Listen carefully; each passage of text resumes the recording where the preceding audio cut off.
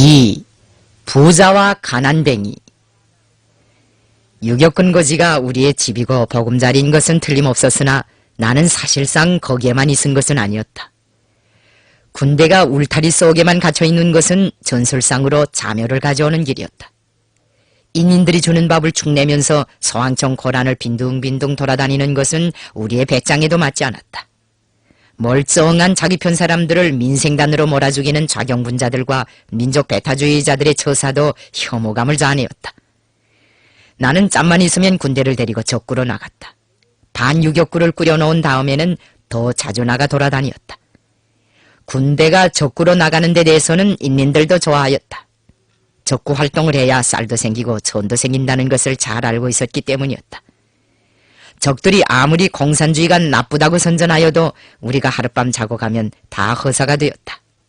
인민들은 적들이 내돌리는 소문보다도 우리의 도덕과 예절에 재현된 공산주의자의 실상을 더 중시하였다.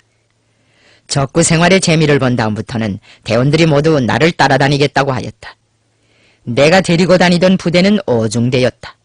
너무 많이 데리고 다니면 먹는 문제도 곤란하고 흔적도 많이 생길 수 있으므로 50~60명만 데리고 다녔다. 병력이 많이 요구될 때에는 1중대까지 불러오곤 하였다. 내가 적구에 나와서 계속 돌아다니는 바람에 2중대를 책임진 최춘국과 3중대 장영산이 왕청을 지키느라고 고생을 많이 하였다. 여영구 방위를 담당한 것은 4중대였다. 5중대는 왕청 치고도 싸움을 제일 잘하는 종려부대였다. 삼보간격으로 걸으라고 하면 삼보간격으로 걷고 숨소리를 내지 말라고 하면 숨소리를 내지 않았다. 큰 전투는 별로 하지 않고 제낄만한 것만 골라 답새겨버리고서는 하룻밤 사이에 20리 50리씩 벼락같이 자취를 감추곤 하였다. 우리의 적구 결안전은 적들로 하여금 유격근거지 토벌에 전력을 다할 수 없게 하였다. 해방 후 당 선전 사업을 맡아보던 일부 사람들은 항일전쟁 당시 조선공산주의자들이 창조한 적구투쟁 경험 같은 것은 전혀 소개하지 않았다. 그 대신 다른 나라의 전통이나 경험만 선전하였다. 이런 사람들이 부식시킨 사대주의 비용이 얼마나 지독했던지 해방 직후 우리 사람들은 스탈린그라드 격전이나 꾸르스크 땅 그전에 대한 말은 많이 하면서도 우리나라의 항일전쟁사에 소왕청 방위전과 같은 가열한 전투가 있었다는 사실은 알지조차 못하고 있었다. 한때는 리스복 영웅을 가리켜 조선에 맞들어 써보라고도 하였다.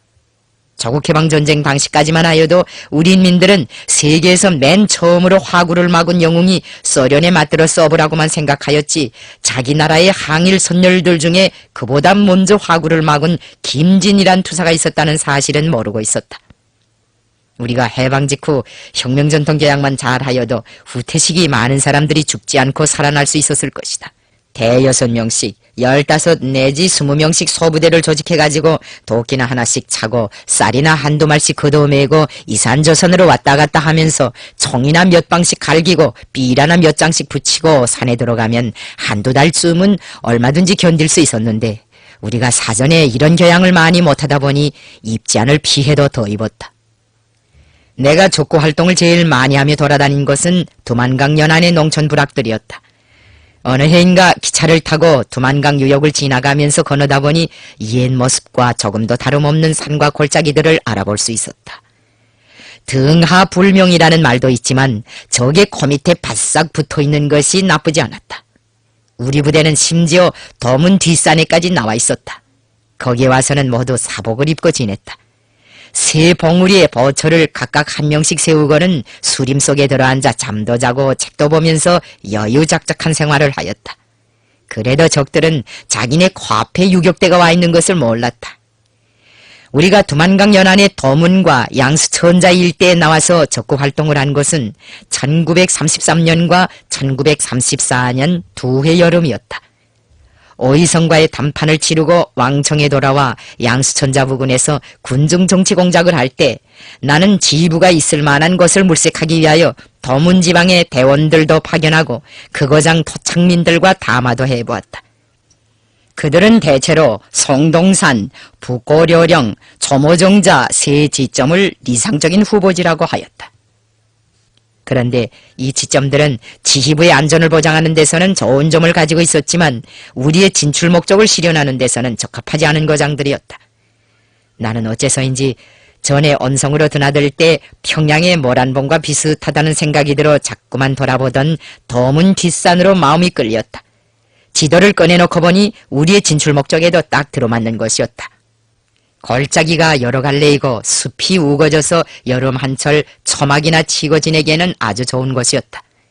이 산 주변에는 1930년 이후부터 우리의 조직이 들어가 박힌 개간지도 많았지만 아직 보습을 대보지 못한 처녀지도 많았다. 우리는 그 처녀지들을 다 혁명천으로 만들 작정이었다. 나는 원래 라자구 전투가 끝난 다음 인차 도문 뒷산으로 가려고 하였다. 그런데 반일부대의 피복과 식량을 해결하느라고 예정되었던 출발 날짜를 지키지 못하고 소왕청에서 얼마 동안 지체하였다. 초복이 다 된 때였지만 정산부대 장병들은 헐어빠진 소음 동복을 입고 있었고 식량이 거덜나서 참새할 만한 감자를 파먹고 있었다. 그 바람에 부대 주둔지 주변의 감자밭들이 결단났다. 밭주인들은 정산부대를 원망하였다. 먹지 못하고 입지 못하니 자연히 상호관계도 나빠지고 부대는 토비화의 길을 걸을 수밖에 없었다. 일부는 투항하려는 기미까지 보였다. 허산부대나 사청항부대의 실태도 이와 비슷하였다. 허산부대가 아직 조선인민혁명군에 편입되지 않았을 때의 일이다. 우리는 정산부대와 함께 가야호를 치고 해결한 식량과 전들을 반일부대들에 나눠준 다음 조묘태의 적까지 치고 나서 도문 뒷산으로 향하였다. 라자구에서 창자가 쏟아져 나오는 치명상을 당한 후 유격구 병원에 허송되어 치료를 받고 있던 한웅권 중대장이 무슨 오그랑수로 병원을 탈출하였는지 아무도 모르게 슬금슬금 중대를 따라오다가 도문 뒷산에 도착하자마자 내 앞에 불쑥 나타났다. 한 달 전에 청상으로 벨까지 나왔던 사람이었는데 수술자리를 보니 어느새 다 암으로 있었다. 다만 봉합사를 뽑은 자리에 핏기가 좀 남아있을 뿐이었다. 실로 꿰맸던 자리가 터질 것 같아서 병원으로 되돌아가라고 하자 이 옥대우 같은 중대장은 울상이 되어 자기를 보내지 말아달라고 애걸하였다. 나는 중대장 대리 임무를 수행하고 있던 왕동무에게 지시하여 도문 뒷산에서라도 휴식을 잘 시켜 수술자리가 말썽을 부리지 않게 하라고 하였다. 도문은 본래 회막동이라고 부르던 고장이다. 회막동이란 지명은 조선 사람들이 옛날 막을 짓고 석회구이를 한 동네라는 데로부터 유래된 것이었다. 이 주변은 모두 석회석산이었다고 한다. 9.18 사변 후 만주를 강점한 일제는 길에선 철도를 조양천에서 회막동까지 연장하고 그 역 이름을 도문이라고 하였다. 역 근처의 마을들에 집들을 지어 시가를 만들고 영사관, 분관, 경찰서, 세관을 설치한 다음 수비대까지 끌어들여 석회와 함께 살아온 시골을 군경들의 성화에 시달리는 번잡한 소비도시로 만들어버렸다. 이 신시가의 이름은 도문으로 되고 서쪽 산 밑의 낡은 마을은 구시가로 되었는데 그 시가의 이름은 조선 사람들이 부르던 그대로의 회막동이었다. 도문과 남양 사이에는 미구의 국경철도가 놓였다. 그때부터 도문은 만주 대륙에서 일본의 리권을 지키는 동쪽 관문이 되었다. 대안의 남양도 조선과 만주를 연결하는 중요한 통로였다. 1930년대 후반에는 이 지구에 소련 침략을 위한 첩보 모략 기구들이 둥지를 틀었다.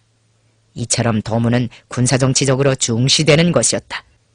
도문이 우리의 활동 거점으로 되고 국내 반유격구와의 연계를 지어주는 중요한 통로로 이용된 것은 어느 모로 보나 유익한 일이었다. 우리는 일찍부터 회막동에 조직을 박았다. 이 조직은 어중성인의 영향하에 있었다. 나는 1930년 9월에 원성으로 넘어갈 때에도 회막동 동무들의 도움을 받았고 그 이듬해 5월에 정성으로 건너갈 때에도 그들의 전성을 받았다. 최금숙이 병중에 있는데 입맛을 돋구려고 사과 배를 구하러 왔을 때 그를 도와준 것도 바로 이 회막동 조직이었다. 도문은 원성과 우리를 연결시켜주는 중개소와도 같은 고장으로서 유격대의 후방물자 공급기지라고도 할 수 있었다. 우리는 도문 뒷산에 체류하는 기간 활동의 총적 목표를 적들이 시정방침으로 내세운 비민분리의 책동을 파탄시키는 데 두었다. 비민분리란 그네들이 소위 공비라고 부르는 혁명군과 인민을 갈라놓는다는 뜻이다. 일제는 이것을 하나의 정책으로 선포하고 사상공작이니 집단불합정책이니 십가연자법이니 어가작통법이니 귀순공작이니 하는 것들을 연방 고안에 내어 군대와 인민을 연결시켜주는 혈맥을 끊어버리려고 발악하였다. 비민분리의 폭정 밑에서 조직들은 무대기로 파괴되고 민심마저 소란해졌다. 어떤 사람들은 귀순 신청서에 도장을 찍기까지 하였다. 이런 현상이 제일 혹심하게 나타난 것이 바로 두만강 유역의 왕청남단이었다. 우리는 적의 분리주의를 군민 단합주의로 타파하자는 구호를 내걸고 그것을 관철하기 위하여 군중들 속에 들어가 조직공작에 착수하였다. 어중읍이 살던 남양천 조직도 그때 복구해 주었다. 대립자에는 최씨들을 핵심으로 하는 조직들을 새로 내왔다. 주변 마을들에서 조직공작을 끝낸 다음에는 점차 양수천자 방향으로 군중사 무대를 옮겨 림업 노동자들과 농민들 속에 침투하였다. 언젠가는 한개 소조를 데리고 서울거리를 거쳐 훈순현 밀강의 웅기동이라는 곳까지 가서 두만강 건너편에 있는 경원, 샛별, 경원, 훈융 쪽의 조직도 수습하였다. 이런 과정에 비민 분리에 울고 있던 인민들을 군민 화합으로 웃게 하였다. 도문 뒷산으로 들락날락하던 시기에 나는 국내 여러 지역에 꾸려진 기층당 조직들과 혁명 조직들에 대한 조직 지도 체계를 정연하게 세우며 당 조직 건설 사업을 국내 기피로 확대하기 위하여 유급 일대에 자주 나왔다. 1930년 10월 온성군 두루봉에서 당 조직이 결성된 후 두만강 연안 일대에는 당 지도 핵심들인 어중화, 김일환, 최수항, 오빈 등과 정치공작원들이었던 리봉수, 안길, 장금진 등에 의하여 수많은 기층당 조직들이 꾸려졌다. 회령, 연사, 웅기, 선봉, 웅기, 무산, 경원, 샛별, 경원, 라진, 부령, 정진, 신암동 등지에 수많은 기층당 조직들이 생겨났다. 1933년 8월에는 경원, 샛별, 경원 박석골에서 지하당 사업과 관련한 강습을 진행하였다. 박석골 숫구이막에서 조금 떨어진 나무 밑에서 2일간 진행한 강습에는 북부조선 일대를 비롯하여 국내에서 활동하는 정치공작원들과 지하혁명 조직 책임자들이 참가하였는데 지하당 조직 건설과 관련된 문제는 내가 강의하고 공청사업과 관련된 문제는 조동욱이, 부녀사업과 관련된 문제는 박현숙이, 아동사업과 관련된 문제는 박길성이 각각 맡아서 강의하였다. 우리의 지도 밑에 온성에서 국내 당 조직 및 혁명 조직 대표들의 회의가 진행된 것도 바로 이 무렵이었다. 1934년 2월 지금의 온성군 풍인노동자구에 있는 진명서숙에서 열린 회의에서는 국내 넓은 지역의 당 조직을 확대하며 당 조직 지도 체계를 세울 때 대한 문제를 중심으로 토의하고 지구당위원회와 같은 지역적 지도기관을 내오도록 하였다. 이 회의 결의에 따라 전장원을 책임자로 하는 언성지구 당위원회가 조직되었다. 이 회의는 1930년대 전반기 국내 당 조직 건설 사업을 확대하는 데서 전환적인 사명을 수행한 중요한 회의였다. 당시 조선일보가 진명서당의 당대회에서 과격한 슬로건서 항목을 결의하여 인쇄 배부했다고 쓴 것은 이 회의의 일단을 보여준 것이었다. 도문 뒷산에서의 적구 활동은 흥미있는 일화들도 많이 남겼다. 그 많은 일화들 중에서 지금까지도 잊혀지지 않는 것은 어떤 심보 나쁜 지주의 뽕을 빼던 일이다. 그 지주가 살던 마을 이름이 무엇이었던지 그것은 잘 기억나지 않는데 조선 사람 동네였던 것만은 틀림없다. 어느 날 나는 대원들을 도문 뒷산에서 쉬게 하고 사복 차림으로 그 지주가 사는 동네에 내려갔다. 그때의 사복 차림이란 양장이 아니라 조선 바지 저고리 차림이다. 우리는 배낭 속에 늘 사복을 넣어 가지고 다녔다. 사복을 입지 않고서는 적구 공작을 할 수 없었다. 일본말을 잘하는 사람들은 일본 옷을 지고 다녔다. 그날 나와 동행한 사람은 전령병 리성님과 그 밖에 대원 2명이었다. 늦은 오후여서 해질녘까지는 아직 시간이 많았다. 나는 우리가 손을 한 번도 대보지 못한 그 마을 민심이 어느 정도인지 한번 알아보고 싶은 생각이 들었다. 며칠을 두고 산에만 배겨 있자니 한편으로는 갑갑증도 났다. 이 마을 인심이 좋으면 신세도 지고 저직도 박을 작정이었다. 마을에는 일본 군경들도 없었다. 나는 이불악에서 동지가 제일 크고 번듯하게 생긴 기와집 대문 앞에 가서 주인을 찾았다. 해가 2발이나 되는 청천백일이었으나 주인들은 웬일인지 안으로 문을 걸어놓고 대답조차 하지 않았다. 우리가 문고리를 잡고 대문을 왈가당 흔들어 대서야 신발을 끌며 게으름스럽게 다가오는 소리가 들려왔다. 중년 나이의 사나이가 대문을 열고 언짢은 눈길로 우리를 쳐다보았다. 그가 바로 우리가 뽕을 뺐다는 지주였다. 주인님, 우리는 지나가던 나그네입니다. 해가 저물어가고 갈 것도 없어 하룻밤 자고 가려고 주인을 찾았는데 신세를 좀 질 수 없겠습니까?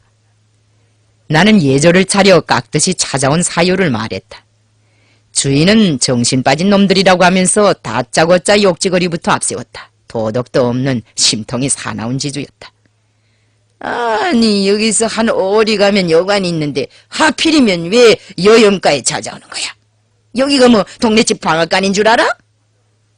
누나를 굴리며 역지거리부터 퍼붓는 본세가 이만저만 고약하지 않았다.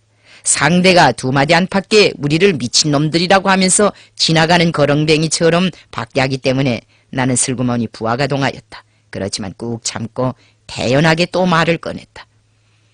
주인님, 이거 다리도 아프고 발도 부르트고 해서 더 걷지 못하겠는데 어떻게든지 하룻밤만 자고 가게 해주십시오.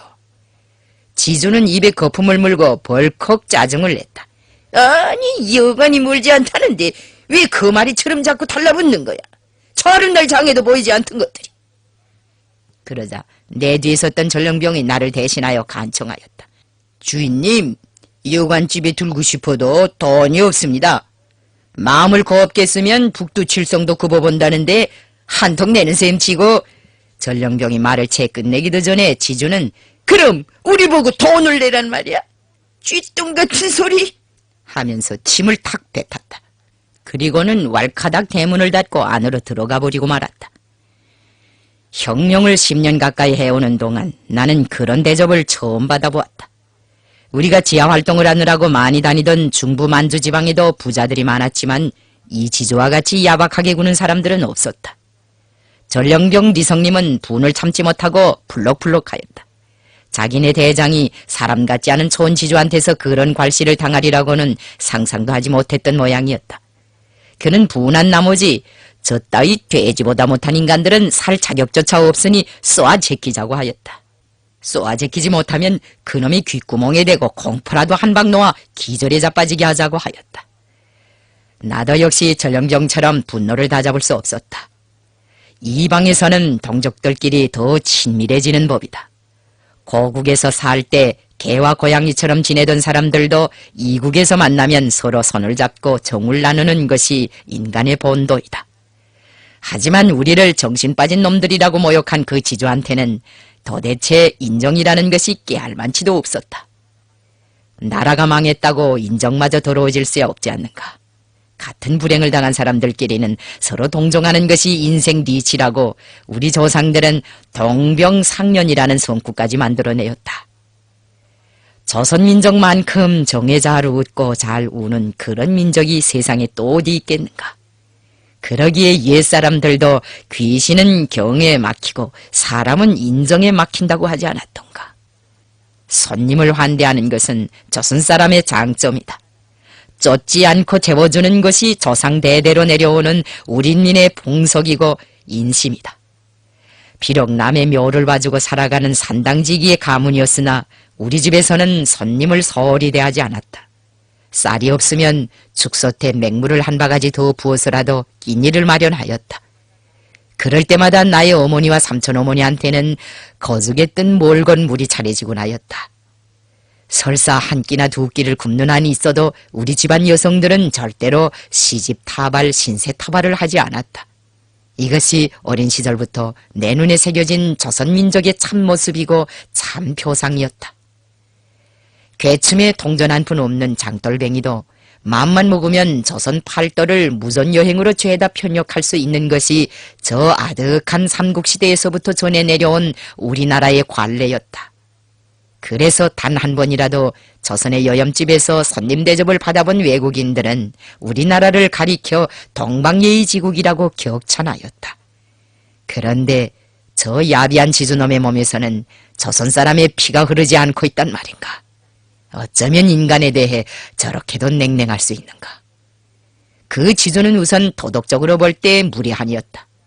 국력이 쇠약한 민족이 나라를 통째로 빼앗기는 것은 있을 수 있는 일이다. 나라 없는 백성은 심지어 말과 글과 성까지도 떼울 수 있다. 하지만 나라를 잃었다고 어찌 인정까지 버릴 수 있겠는가? 모두가 저 지주처럼 동족도 몰라보는 돼지가 된다면 조선 사람은 조선을 다시 찾을 수 없는 것이다. 다행히도 조선 민족 중에는 저 지주와 같은 인간들이 소수이다. 나는 여기서 부자들에 대한 견해를 다시 한번 재정립하지 않을 수 없었다. 1933년 여름에 십리평에 주둔하고 있던 구국군의 한 부대가 석현이라는 거장을 치고 경제모연 공작을 위해 어떤 중국 부자의 아내를 인질로 붙들어 온 적이 있었다. 전적을 한 여자였는데 속옷만 입은 채로 붙잡혀와서 며칠 동안 십리평에 머물러 있었다. 구국군들은 그 여자의 남편에게 통고장을 보내어 아무 날까지 돈 얼마를 가지고 오면 너희 아내를 돌려보내겠다고 하였다. 그러나 부자는 그 돈이면 더 멋있는 여자를 얻어 장가를 다시 들겠다고 하면서 십리평에 얼굴을 내밀지도 않았다. 구국군에 돈을 내고 그 여자를 데려간 것은 남편이 아니라 친정아버지였다. 심보가 사나운 부자들이란 대체로 이런 사람들이었다. 우리는 잠자리를 잡아보려고 동네를 또 한 바퀴 돌았다. 이번에는 기와집이 아니라 초가집에 가서 사정해보자고 하였다. 심보 나쁜 지주집에서 그리 멀지 않은 곳에 아래 웃방 문을 다 열어놓고 저녁 식사를 하고 있는 초가집이 보였다. 나는 그 집 토방돌 앞에 서서 지주에게 하던 것과 꼭 같은 사정을 하였다. 지나가던 사람인데 날이 저물어 그러니 하룻밤 자고 갈 수 없겠습니까? 주인은 자리에서 움쭉 일어나 문설주를 짚고 밖을 내다보았다. 하여튼 들어와 앉으십시오. 뭐 변변치는 않지만 죽이라도 같이 나눕시다. 다른 것은 없으니 허물하지 마시오. 어서 들어오십시오. 이건 너무 누추해서 안 됐습니다. 루차하다니요. 지나가던 사람이 그걸 가리게 됐습니까? 우리는 주인의 손에 이끌려 방 안으로 들어갔다. 방은 초라했지만 주인들의 언행과 마음씨에서는 비단 같은 인정이 풍기었다. 주인은 아내를 보고 죽이 한 그릇 더 없는가고 물었다. 주인 여자는 있다고 대답하였다. 그 광경을 보니 역시 가난하게 사는 사람들이 다르다는 생각이 들었다. 인정은 부자의 편이 아니라 평민의 편에 있었다. 둘이나 들어왔는데 저녁을 같이 먹자고 청하니 우리로서는 감격하지 않을 수 없었다. 주인들 몫을 우리가 먹으면 댁에서는 어떻게 하겠습니까? 우리는 그저 자기나 하겠습니다. 나는 밥상 앞에 마주 앉아도 죽이 먹구멍으로 넘어갈 것 같지 않아서 자꾸 사양하였다. 그러자 주인은 벌쩍 뛰면서 나를 나무랐다. 세상에 그런 법이 어디 있습니까? 손님으로 오셨으면 손님 대접을 받아야지요. 이거 뭐 맛이 없어서 그러시는 것 같은데 우리한테는 이것밖에 정말 없습니다. 여보, 그 파나 두어 뿌리 뽑아오려. 장접시도 하나 더 놓고. 주인 여자는 남편의 분부대로 파와 장을 가져다가 식탁 위에 놓았다. 친혈육 못지않게 우리를 따뜻이 대해주는 그들의 다정한 모습을 보니 어쩐지 눈물이 날 것 같기도 하였다. 나는 밥상 앞에 마주 앉았으나 동네 밖에서 경계근무를 쏘고 있는 동무들 생각이 나서 수저를 들지 못하였다. 주인님, 감사합니다. 네, 조금 있다가 먹겠으니 먼저 식사를 하십시오. 우리 동무들이 아직 동구 밖에 떨어져 있는데 오실 분이 몇 분이나 됩니까? 주인의 얼굴에는 걱정스러운 기색이 떠올랐다. 나머지 죽이라고 해야 한 그릇뿐인데 손님이 더 온다면 그것도 야단일 수밖에 없었다. 이제 두 동무가 더 있는데 발이 다 부르트고 걷지 못해서 그럽니다.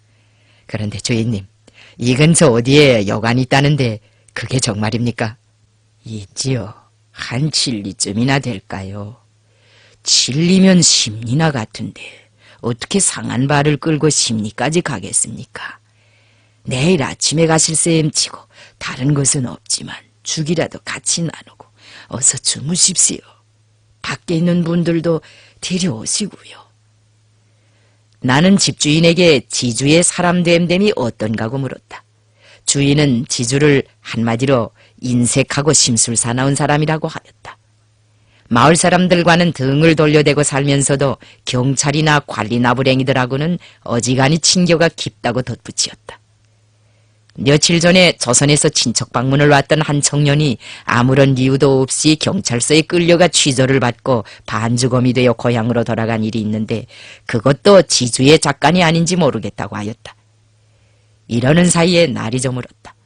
나는 전령병에게 오늘 밤은 이불악에서 지내려고 하니 경계 근무를 서고 있는 동무들을 시켜 산에 가서 대원들을 다 데려오게 하라고 하였다. 얼마 후 한흥건 중대장이 부대를 데리고 마을로 내려왔다. 군복을 입은 사람들이 60 내지 70명이나 한꺼번에 마을로 쓸어들자 변이 났다고 생각한 지주는 우리 동무들 앞에 나타나 어른네들 수고하십니다 하고 아양을 떨었다.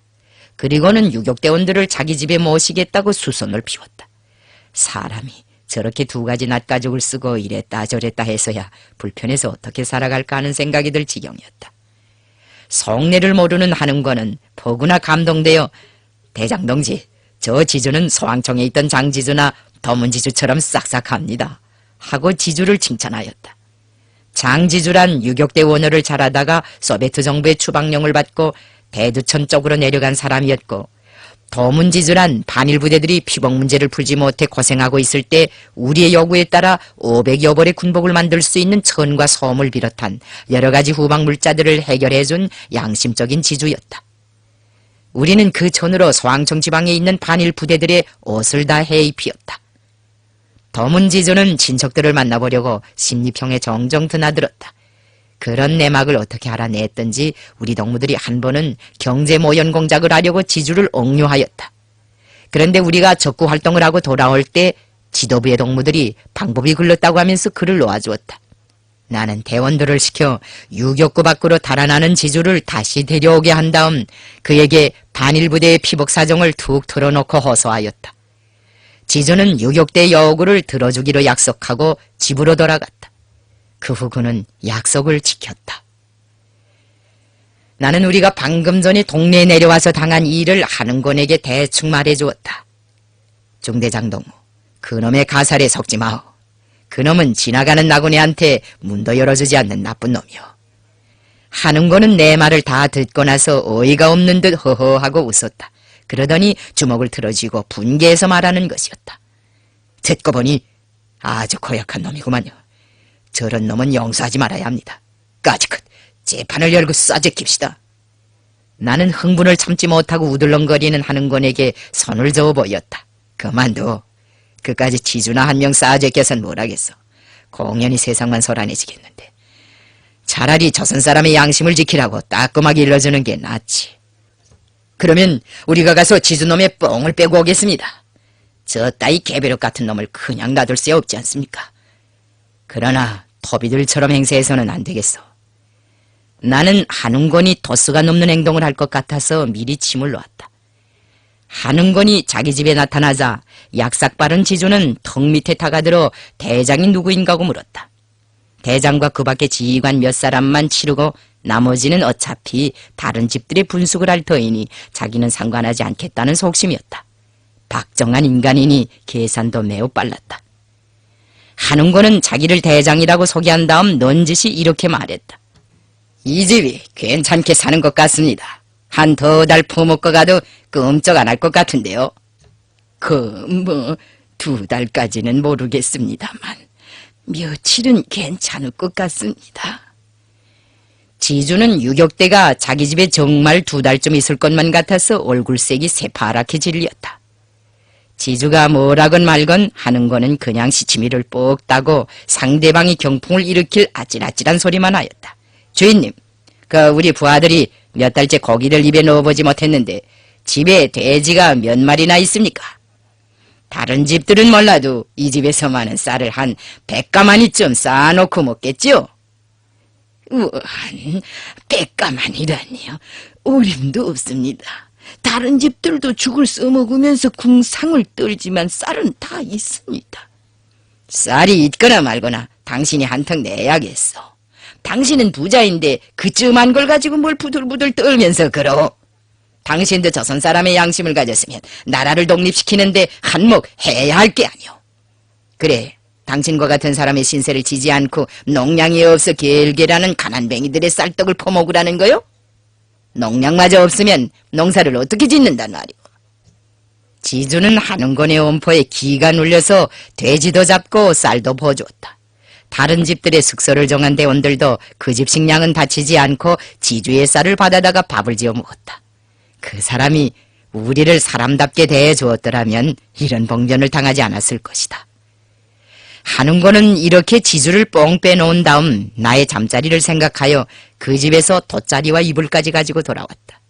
원래 그는 이런 시국을 잘 노는 거울짝이었다. 그날 밤 우리는 보리죽을 구워나던 그 순박한 농민의 집에서 한웅건이 가져온 지주집 쌀로 밥을 지어 먹었다. 주인은 겁이 나서 이걸 이렇게 해서 이롭겠습니까? 하고 물었다. 나는 주인을 안심시키었다. 주인님, 걱정 마십시오. 당신들한테는 아무 상관도 없습니다.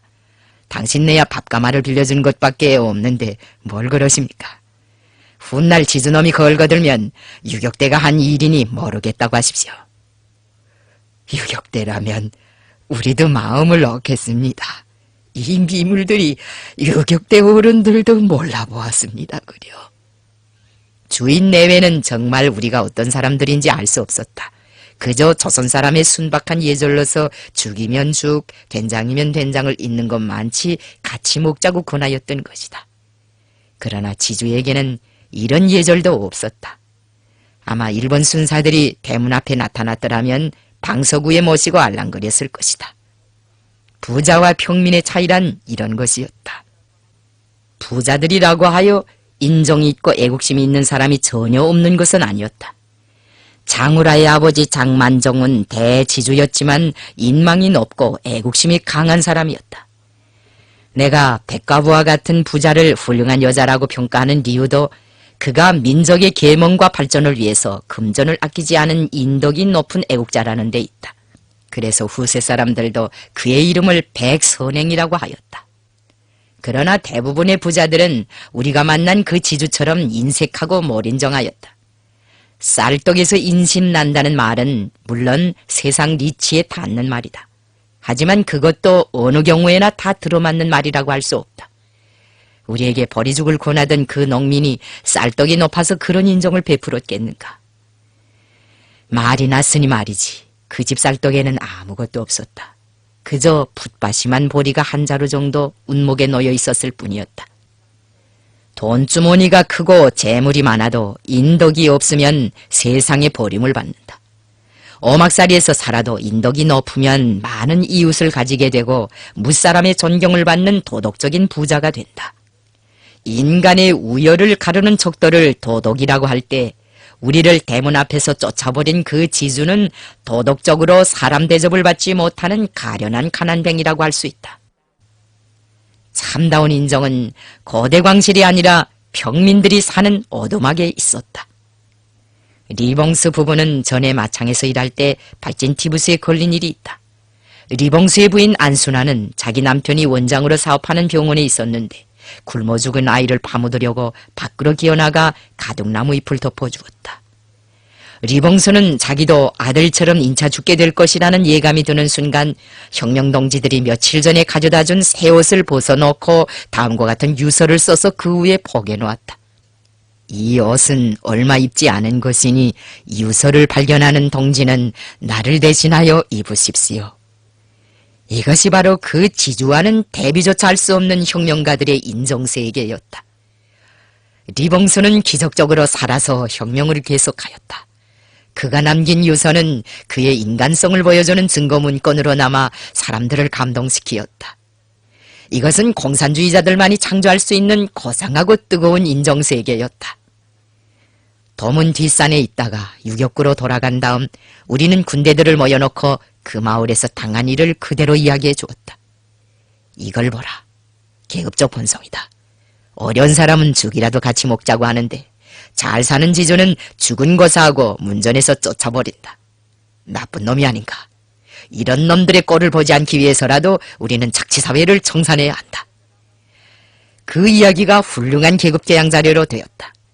그 다음부터 잘 사는 지주와 가난한 농사꾼에 대한 이야기는 두만강연한 농촌 부락들에서 하나의 화제거리가 되어 돌아갔다.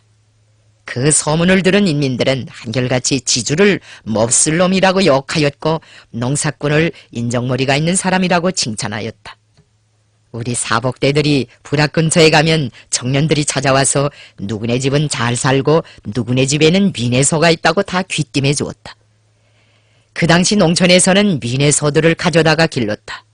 미내소라는 것은 일본이 만주를 강점한 후 반동단체인 미내들에서 농민들에게 나누어준 소이다. 농민의 소유가 되는 것은 아니고 다 기르면 바치게 되어 있는 그런 소였다. 이것도 노동력을 착취하는 하나의 공간이었다. 미내소들은 뿔에 도장이 박혀 있었다. 청년들이 아무 집에 미내소가 있다고 하는 것은 잡아먹어도 좋다는 소리였다. 유격대원들은 인민들이 대주는 대로 미내소만 골라가며 잡아먹었다. 그러면 일본 사람들이 이 동네에는 나쁜 놈들 뿐이다. 어떻게 공산군들이 미내소가 있는 집들을 다 조사하고 있는가? 동네 사람들이 대준 것이 틀림없다고 막 야단을 하였다. 그럴 때마다 농민들은 우리가 알 게 뭡니까? 우리는 아무것도 모릅니다. 그 사람들한테 문서가 다 있습니다. 문서를 보고 불러내는데 방법이 있습니까? 하고 발뺌을 하였다. 나는 오랜 체험을 통하여 부자들일수록 미덕이 없는 매정한 인간들이라는 것을 뼈에 사무치게 느끼었다.